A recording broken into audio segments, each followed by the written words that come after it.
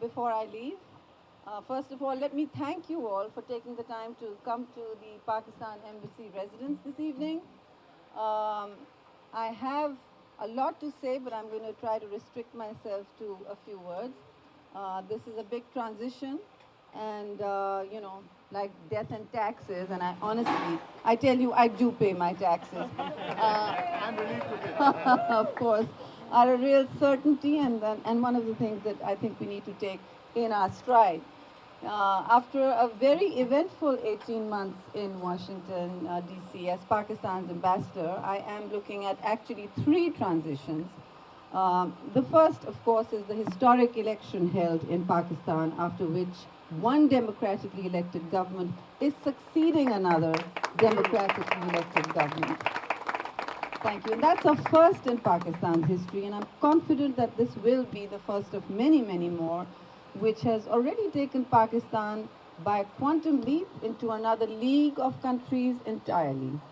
I'm very proud to say today that you're standing at the embassy residence of one of the largest democracies in the world now.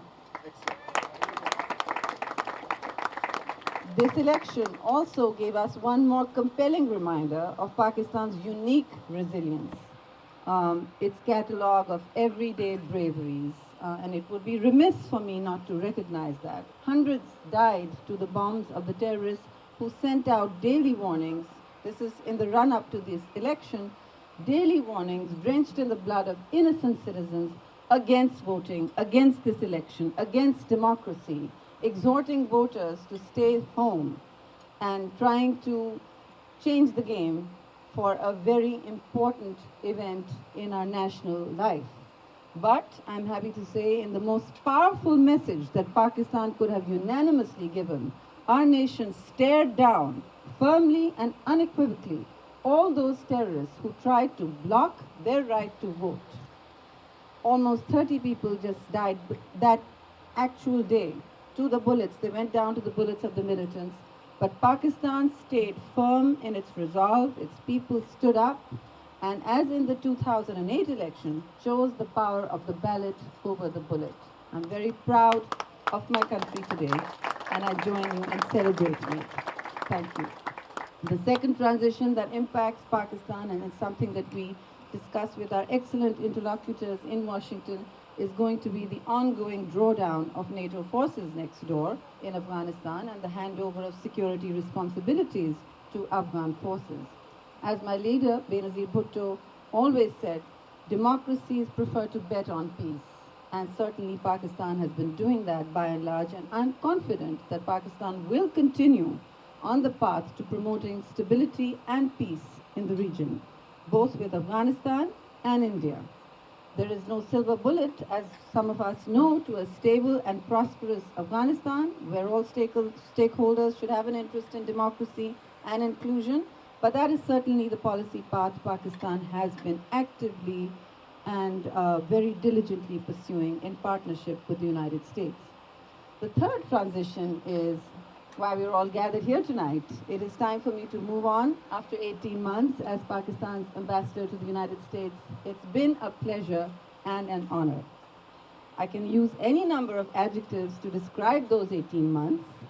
They were certainly tumultuous. And in the first 7 months, when in the fallout of Salalah, the GLOCs remained closed, they were indeed challenging. Sleeplessness became the norm for me and my senior colleagues, especially my able lieutenant and friend, the DCM, Dr. Asad Majid, who insisted I stand up here and do this despite my broken foot.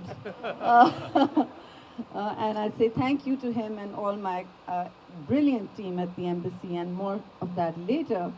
And I really want to appreciate all of them who stayed up with me constantly in what we call one of the reddest eye jobs in our diplomatic repertoire.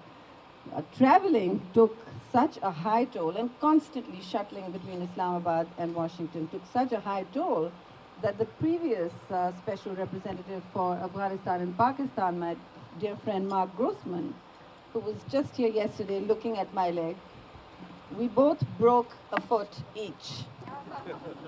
But the reward of getting the Pak-US relationship back on its feet eclipsed all such demands on our time. So above all else, I would say that these were some of the most rewarding and learning 18 months of my life. And believe me, I have had a long and fairly diverse career in politics and journalism and many other things. So, ladies and gentlemen, as we all know, relations between states have their own dynamics. But I would like to think that in some small measure, my outstanding team and I were able to help our two countries navigate some very turbulent waters and onerous challenges in our relationship.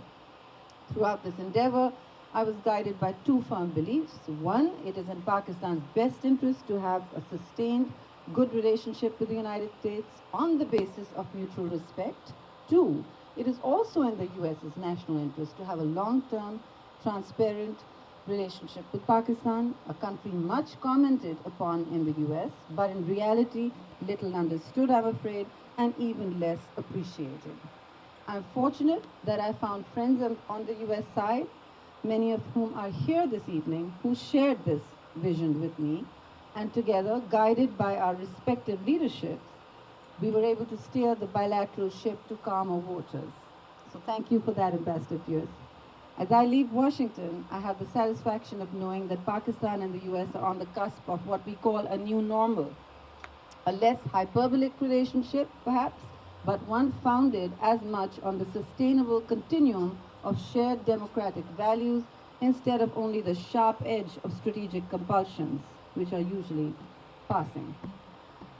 Both sides have moved from crisis management to the search for constant coordination and better cooperation. In fact, the next ambassador will have his or her hands full with visiting working teams on both sides, as I recently have been very happy to have, across the full spectrum of the resumed bilateral dialogue, and engagement levels have been very high, and that's a momentum I think that we need to maintain, and I'm sure we will.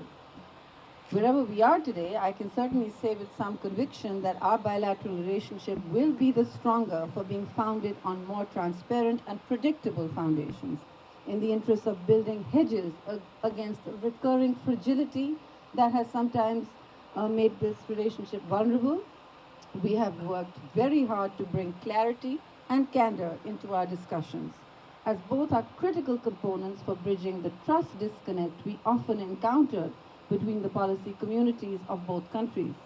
I would urge all negotiators to invest in enhanced clarity, candor, and transparency at the table. The United States doesn't mind if you don't mince your word. They want to hear the truth, and I appreciate all my friends here and all those who worked with us in the US for appreciating that and working with us. As we look to the future, there are three things I would say to all the friends and interlocutors that work on deepening and broadening this relationship in their different roles.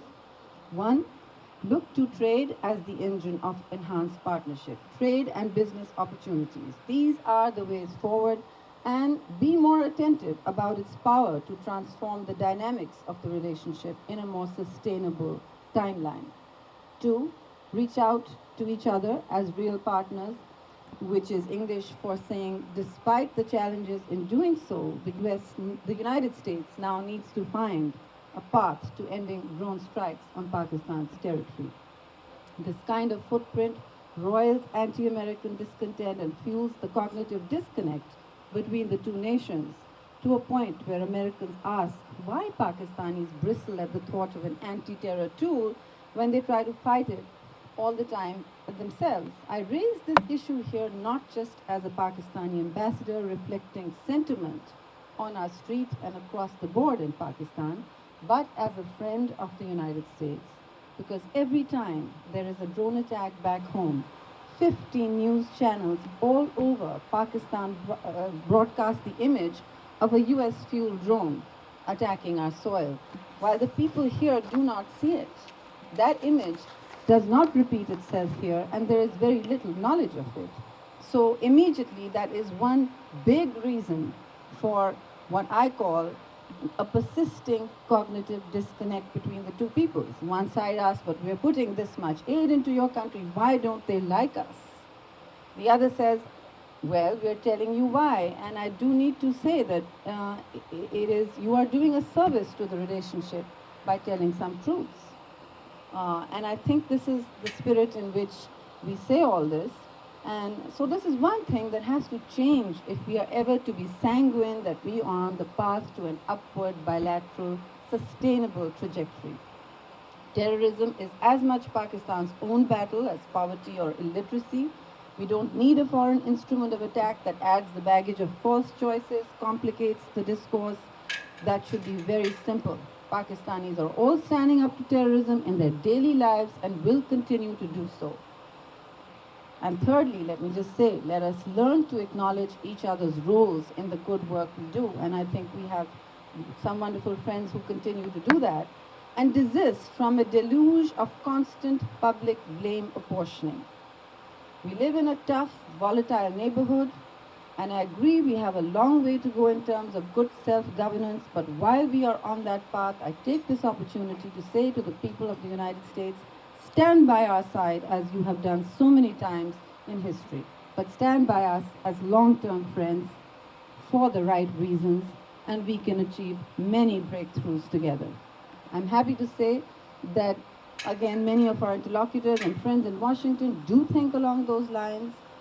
I have been fortunate to count on them as real friends, and I will always cherish these friendships. Apart from my excellent team, whom I have to thank for being my extended family here in Washington, because some of you may not know, I actually had to move here in a hurry, in the middle of a crisis, and I lived pretty much alone for 18 months without my family.